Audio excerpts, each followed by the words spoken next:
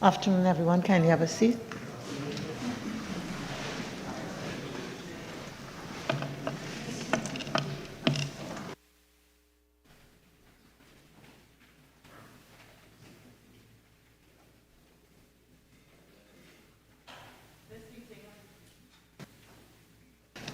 This meeting of the Standing Finance Committee is now called to order. Honourable members, in accordance with Standing Order 82, 6 and 87, this meeting of the Standing Finance Committee was convened to consider proposals for the supplementation of appropriation for the fiscal year 2022. Honourable members, in accordance with Standing Order 45.1, the speaking time in Standing Finance Committee shall not exceed 5 minutes on each intervention. The procedure in Standing Finance Committee is as follows. The head and the amount to be supplemented will be announced. The minister with responsibility will then be invited to provide an explanation for the supplementation. The chairman will then propose the question that the head be supplemented. Members may then seek clarification from the minister. Once this is concluded, the chairman will then put the question that the sum to be supplemented be approved. The procedure will be repeated for each head. The committee is being asked to note that the Minister of Finance has approved the transfer of funds in the sum of $842,639,996 between subheads under the same head of expenditure for fiscal year 2022. These transfers do not require the approval of the committee. Honourable members, we shall now consider the proposals for supplementation for fiscal year 2022. Head 40, Ministry of Energy and Energy Industries. Head 40, Ministry of Energy and Energy Industries, a supplementation of $800 million. I will now invite the Minister of Energy and Energy Industries to make a brief opening statement for a maximum of 5 minutes. Minister.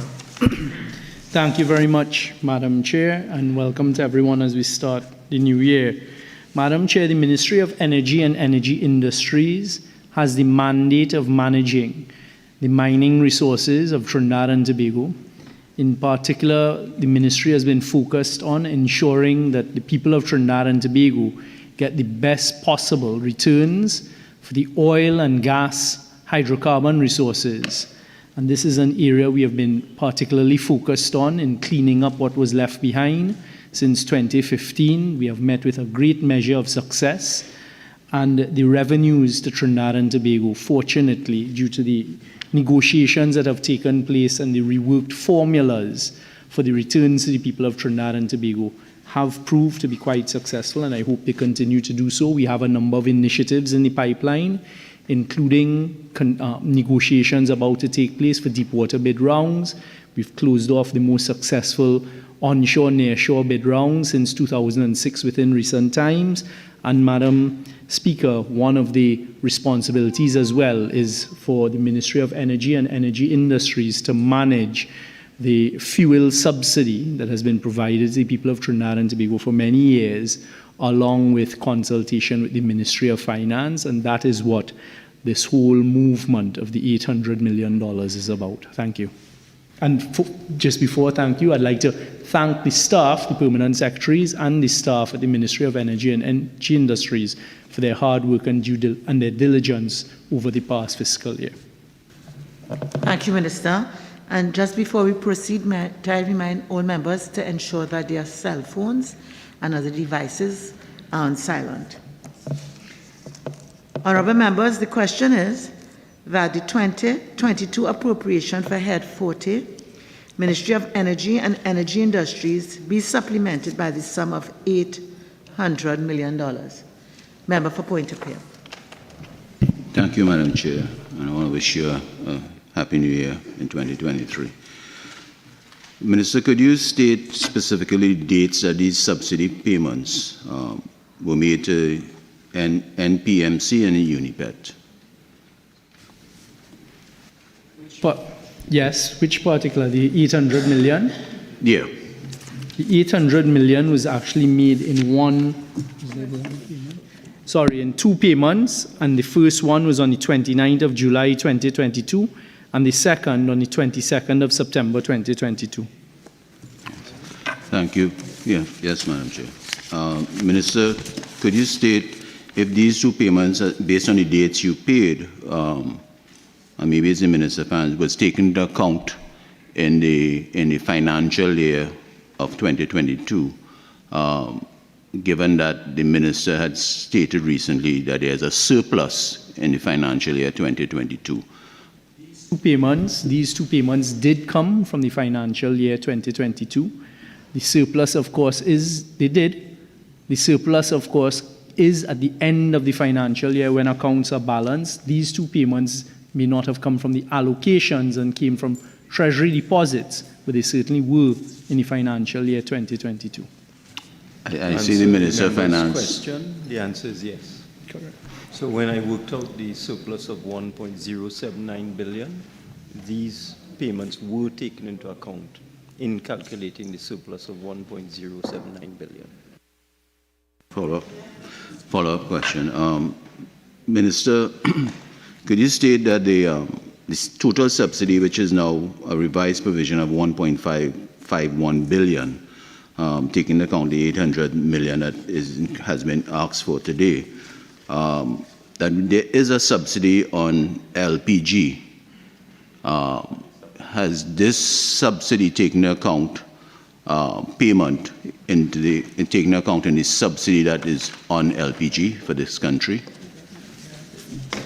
First of all, we're dealing with the $800 million. That $800 million was purely for fuel subsidy and nothing to do with the LPG. And secondly, I'd just like to correct that with respect to fuel subsidy for the fiscal year 2022, the government actually provided a subsidy of $1.6 billion, even, how much? $1.67 billion, even though we had indicated earlier in the year we would cap it at $1 billion. It was felt that we would still continue to provide that assistance to the population of Trinidad and Tobago, which worked out to be $670 million more than the $1 billion, not including the substantial subsidy that is paid towards LPG. Member for point of view. Another question, Minister. This allocation of 800 million, which takes us up to 1.5 billion. Does that take care of all the subsidies for fuel for the year 2022? Madam Speaker, I'm not quite understanding. I thought I just made it clear. Perhaps I didn't, and I'll help my friend from Point of View once again. The total subsidy paid for fuel for fiscal 2022 is $1.67 billion, not the 1.5 that he keeps referring to. I don't know where the almost $200 million disappears over on the UNC side. And then secondly, it does not, as I said before, include the subsidy, which is a substantial subsidy. My recollection is over $300 million per annum paid towards LPG. Member for Orput West. Thank you, Mark.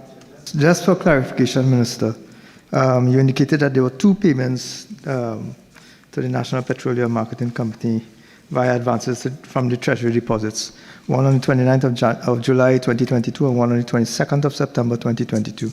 Can you provide the committee with the value of each of those 2 payments? $800 million. Each of the 2? 5 and 3. So 5 and 3. First one was 5, second one was 3. 500 million in July, 300 million in September. Thank you very much.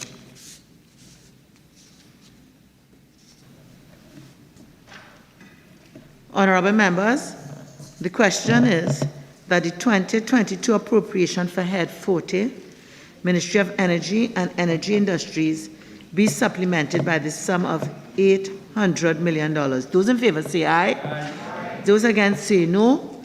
I think the ayes have it. Head 40, Ministry of Energy and Energy Industries, has been supplemented by the sum of $800 million. I thank you, Minister. I thank you, Permanent Secretary, and the members of your team.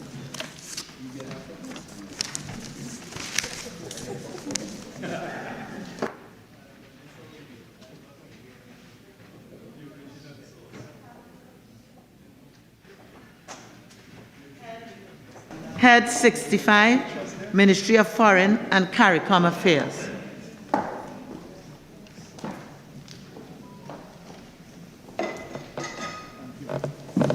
Minister.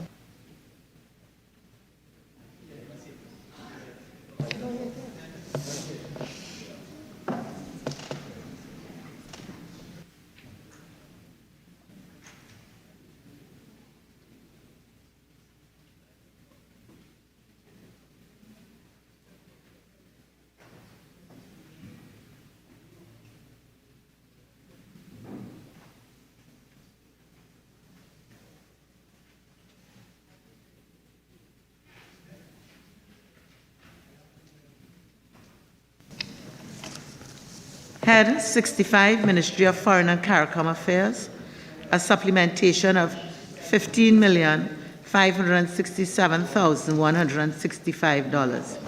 I will now invite the Minister of Foreign and CARICOM Affairs to make a brief opening statement for a maximum of 5 minutes. Minister.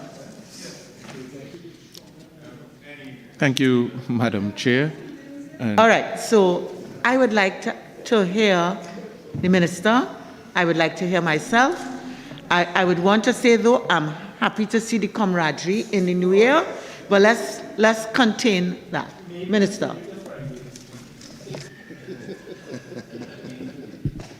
Thank you very much, Madam Chair, and greetings to members of the committee.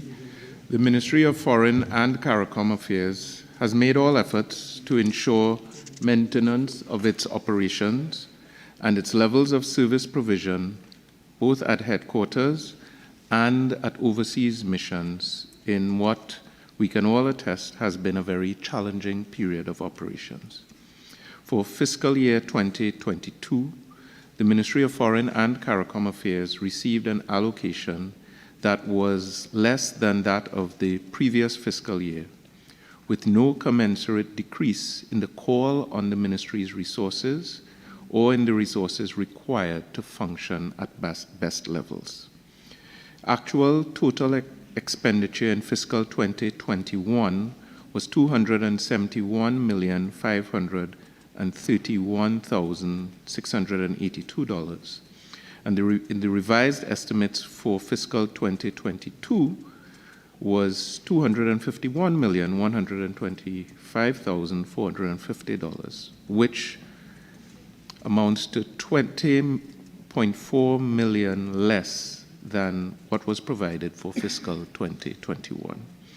With specific reference to overseas missions, the financial climate in fiscal 2022 was one of dramatic increases in the cost of operation based on several factors in most capitals around the world, including increase in the cost of certain services to which the missions require access. One of the major challenges, Madam Chair, in managing expenditure overseas is that missions are at great risk of service providers cutting them off if payments are not made, thus putting the work of the mission and, in some circumstances, the safety of our staff at risk.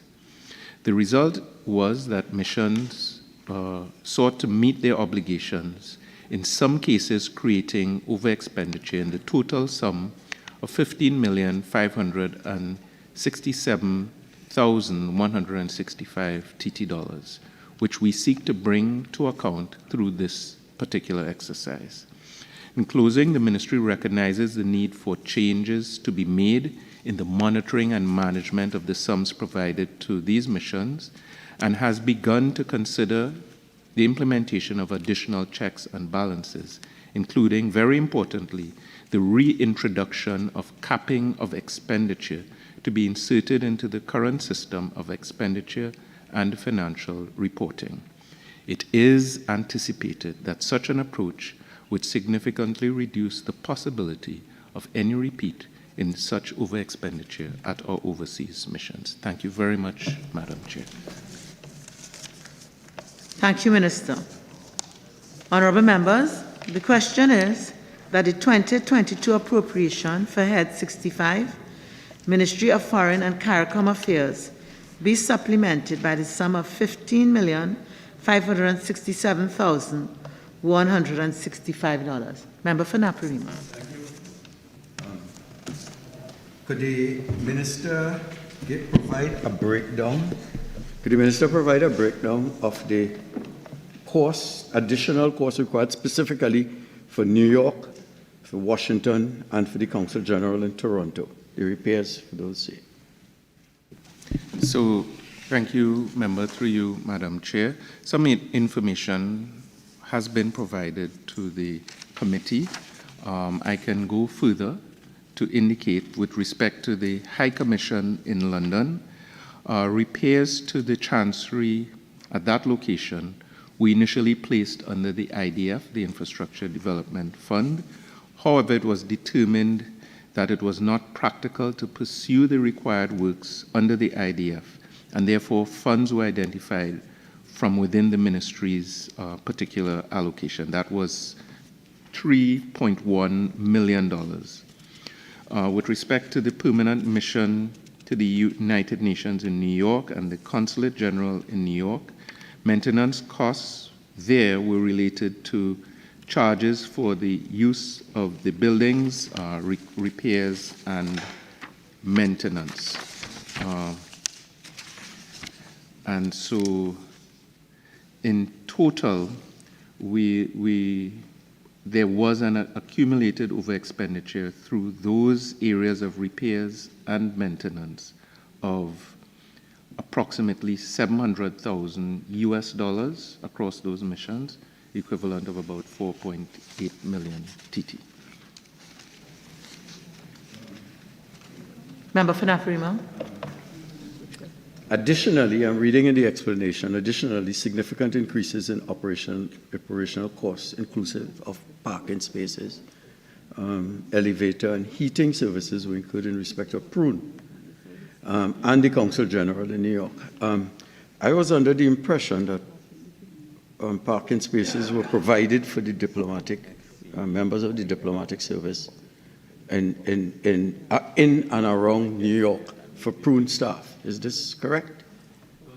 Bear in mind that you're talking about parking both at the mission itself, the location of the mission, and then there's parking at the UN as well.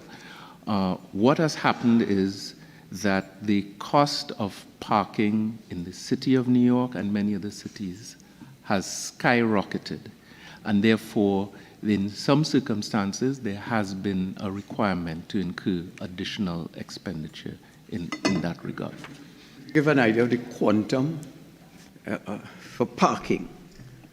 You can't. I don't have that, all right, that specific in terms of how much the spots were costing, but just to assist with an understanding of what we are talking about, coming out of the COVID-19 pandemic and with the war in Eastern Europe, the cost associated with most of these services has escalated significantly. And that applies in the US and in the European locales as well. Looking at also the increase in costs, they say in the parking spaces was one, elevator and heating services. I understand heating services. Elevator, as far as I understand, the elevator is shared with, we have one floor in Prune with about 20 other floors. And that cost is shared. The cost of the elevator is shared among the 20 tenants. Is it significant enough to warrant an increase? Yes, my information is that the global cost of that service was extremely high, and therefore each share, based on the tenants of the building, commensurately went up. And we were not able to anticipate that. Of the consulate, we own the building, right? And therefore the elevator costs, what we rent the elevator, or the elevator is part of the building that we own, and the cost of maintenance have gone up. I'm trying to figure out why the increase. I understand you say the cost in Prune, where we share the cost. So when you prorate the cost, it will go up. But we own the building in the consulate, on Wall Street it is. And therefore the elevator is part of that building that belongs to us. Remember, I think I understand what you're getting at, but notwithstanding the ownership of a building, for example, the Parliament has its building with elevators. There are service providers that would undertake to support the facility, the mechanism, etc. And it is the unfortunate reality that the costs associated with those services went up dramatically. So I hope that helps with your, yes. Madam Chairman, I'd just like to come in. I'd like to point out that this particular sub-item 21 is for a number of different things in a number of different places. And it is not simply for the locations that the member is speaking about. The expenditure was for repairs to the residences and the chanceries in New York, Washington, and Toronto. That's part of the expenditure. And the other part of this expenditure was for parking spaces, elevator, and heating services in the permanent mission to the UN and the consulate. Okay, so what I've just asked the Director of Budgets to do is to get a complete breakdown into elements, and I'll deal with that in the debate on Monday. Okay? Sub-item 43, security services, 4 million. Could this expenditure, additional funding required to enable security arrangements for the official residence of the ambassador, could this expenditure not have been anticipated? When the budget was presented, and even in the mid-year review, because we know the situation in Venezuela and the requirement for additional security. So it seems surprising that this was not anticipated. So bearing in mind, those circumstances, we're referring to costs associated with two cities in particular, Caracas and Brasilia. Total just about 600,000 US more. And with respect to posting of new heads of mission, as the member would be well familiar within the system, it is sometimes difficult to anticipate when a posting would be completely effected. So we did make projections and estimations based on the 20 missions. With respect to Caracas and Brasilia, some additional adjustments had to be made. The circumstances in Caracas particularly are quite fluid, and therefore there was some additional incurring of the cost of services. Bear in mind as well, even when an estimate is made, the overall background that I provided, that the cost of security and those other services have been going up in these cities quite dramatically. So that's the reality we are treating. Thank you, Madam Chair. Madam Chair, I want to go back to sub-item 21, repairs and maintenance of buildings, $4.877843. So it's 4.9 million on average. One of the items listed is additional fundings were required by the following missions: Consul General New York, Embassy Washington, and Consul General Toronto, as repairs to chanceries and residences became necessary as a result of the impact of severe storms during the winter of 2021. The question I want to ask is whether or not insurance would have not become relevant to those costs, and therefore it would not necessarily have been a cost to the government as it would. Unfortunately, no, not in all cases. Insurance may have covered some aspect of additional expenditure requirement, but given what happened during that period, there were, I can give you one example. Due to the frost and so on, the breakage of major plumbing lines in the building, which would have required emergency expenditure, not all of which would have been covered by the insurance arrangements. Trust? Okay, just a follow-up. Given that experience then, and given global warming and the possibility that we may have a repeat of it, can the Minister advise whether or not any consideration has been given to seeking insurance coverage so that in the event that we have a similar event, insurance would then have been able to pick up that sort of expenditure? There is insurance coverage in place. What I can say as a general response to the suggestion the member is making, that given the experience that these missions would have encountered, there would be a general review of the insurance arrangements to ensure best possible coverage. Member for Putras? Thank you. I want to move on to sub-item 43. You indicated that the security services that you're referring to here that would have incurred the cost of $4.06 million was for both Caracas proper and Brasilia. Is that correct? Yes. I'm raising that in the context of the script in the explanatory notes that came with the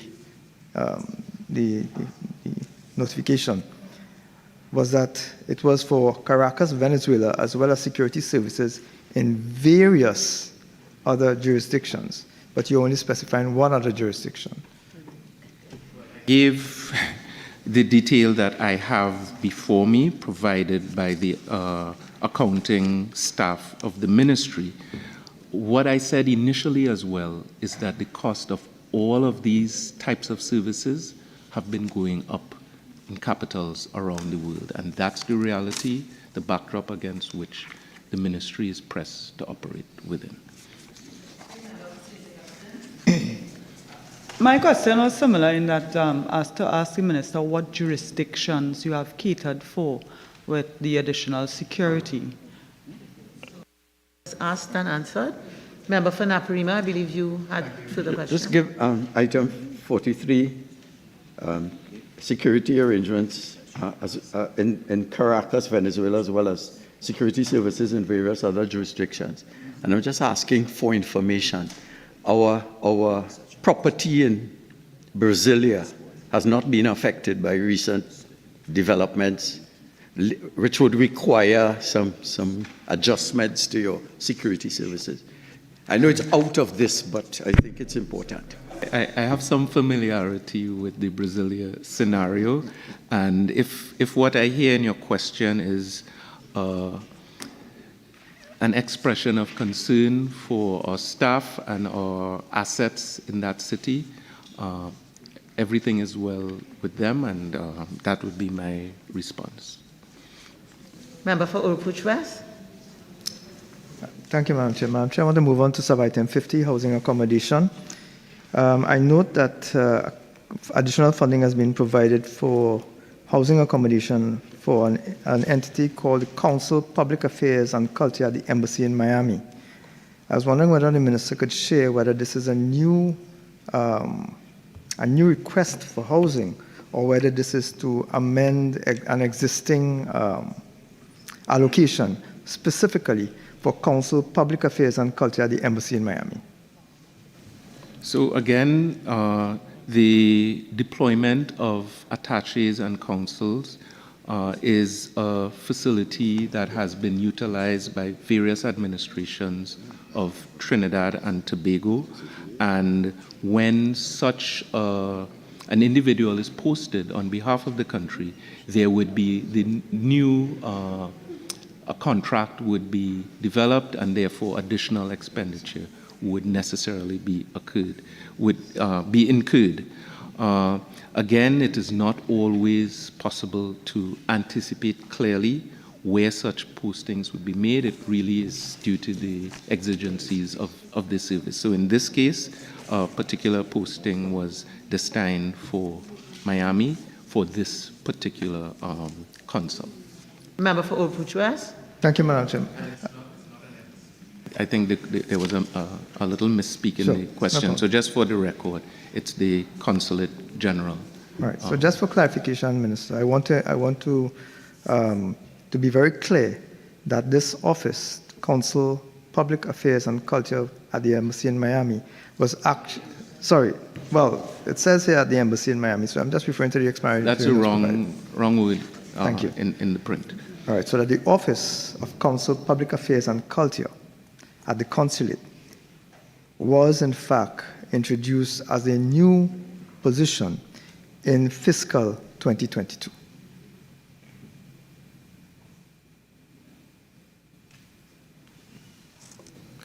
I'm advised that that is correct.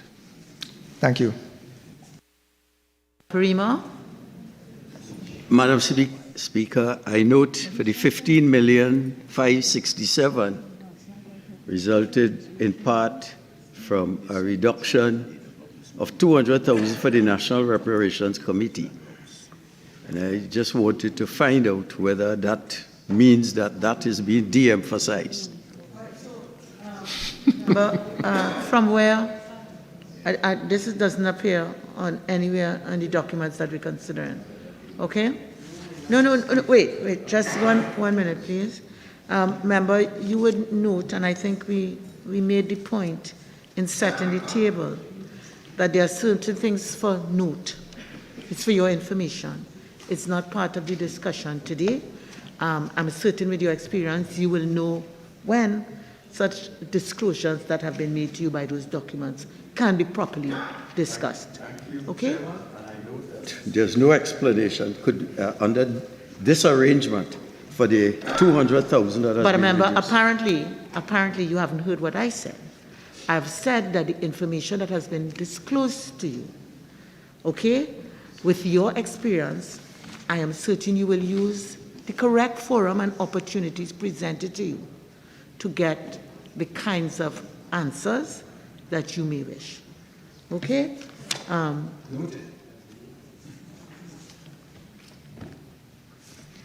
Honorable members? Okay, yes. Member for Couva North? Thank you very much, Madam Chair. Madam Chair, through you to the Honourable Minister. Minister, the line item 21, the increase you are requesting of 4 million plus for that line item. I see in the explanation it includes a significant increase in the operational cost. This operational cost will more or less be recurring expenses, and in our budget presentation, when we would have gone through these line items, it was not brought forward at that point in time. Is it that an increase in the operational expenses occurred after the last FSCR budget? And in going forward, is consideration going to be made to treat with these increases in operational expenditure?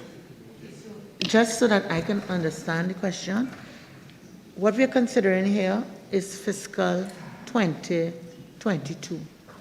Okay? So the Standing Finance Committee and the consideration of the budget regarding this would have taken place in September or October 2021. Okay? So that I can allow your question if it concerns that, but if you're looking to project for fiscal year 2023, this exercise unfortunately would not allow that. So I'll give you an opportunity to rephrase the question, and then maybe the government will answer. Yes, Member for Couva North.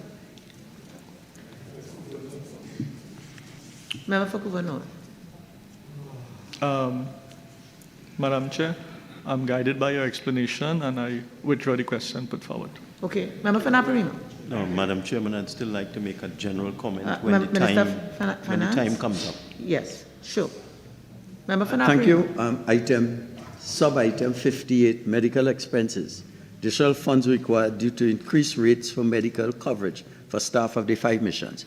I knew when I was there that we were able to combine all the missions, i.e. the consulates, in order to get a collective position, and that reduced costs significantly.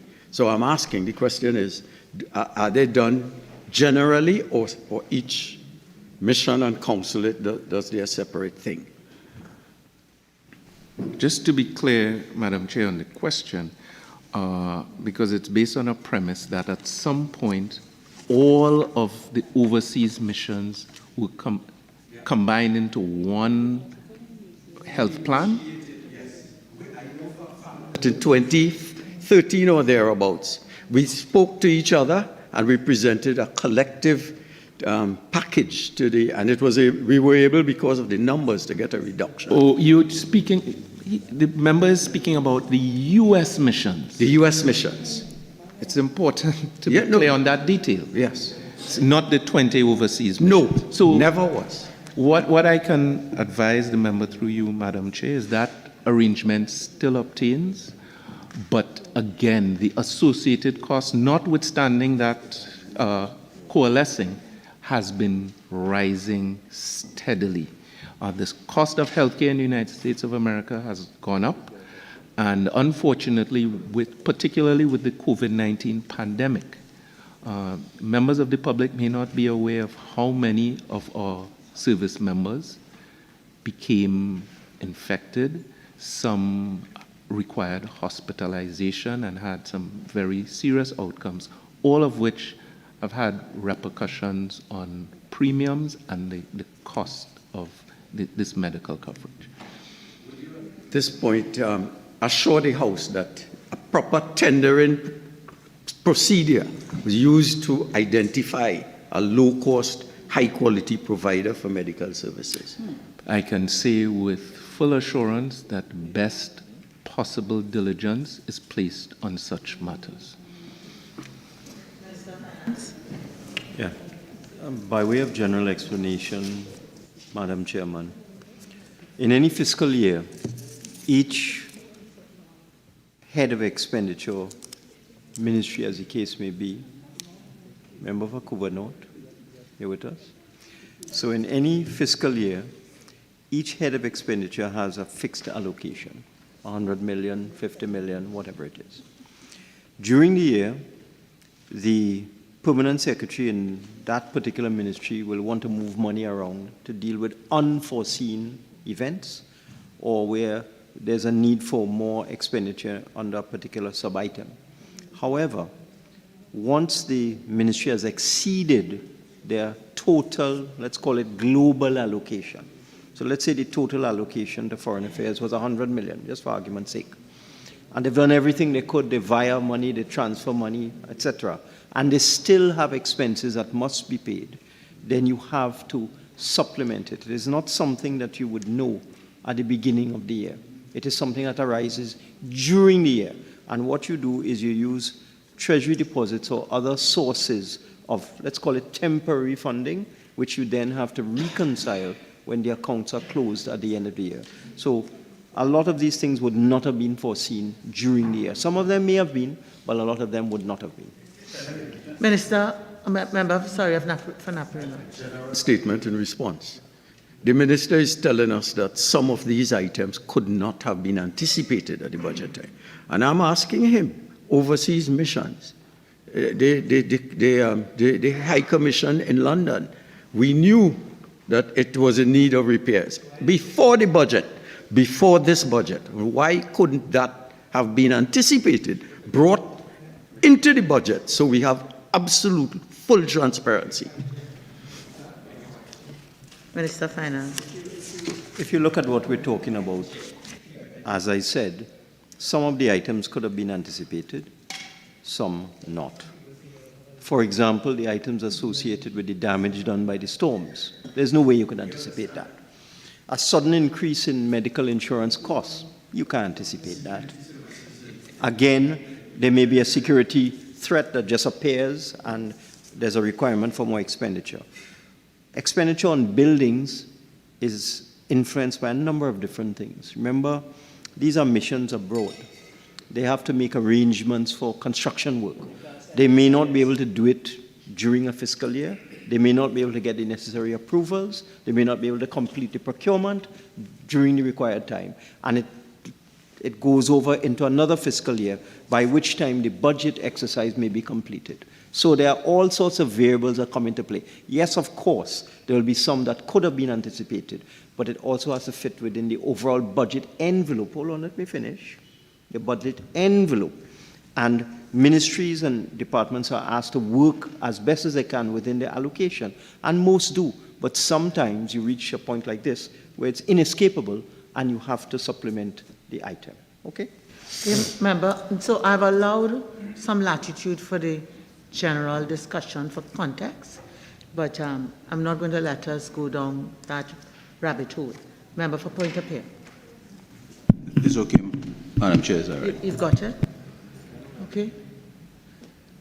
Honorable members, the question is that the 2022 appropriation for Head 65, Ministry of Foreign and CARICOM Affairs, be supplemented by the sum of $15,567,165. Those in favor say aye. Aye. Those against say no. I think the ayes have it. Head 65, Ministry of Foreign and CARICOM Affairs, has been supplemented by the sum of $15,567,165. I thank you, Minister. I thank you, Permanent Secretary, and your team.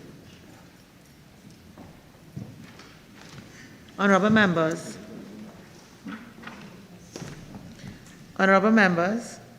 the question is that the appropriation for fiscal year 2022 be supplemented by $815,567,165. Those in favor say aye. Aye. Those against say no. I think the ayes have it. The appropriation for fiscal year 2022 has been supplemented by $815,567,165. I wish to thank the Director of Budget and the Minister of Finance for their assistance at this meeting. Honorable members, please note that the debate for the adoption of the committee's report will take place on Monday, January 23rd, 2023 at 1:30 p.m. This meeting of the Standing Finance Committee is now adjourned. I wish you all a pleasant afternoon.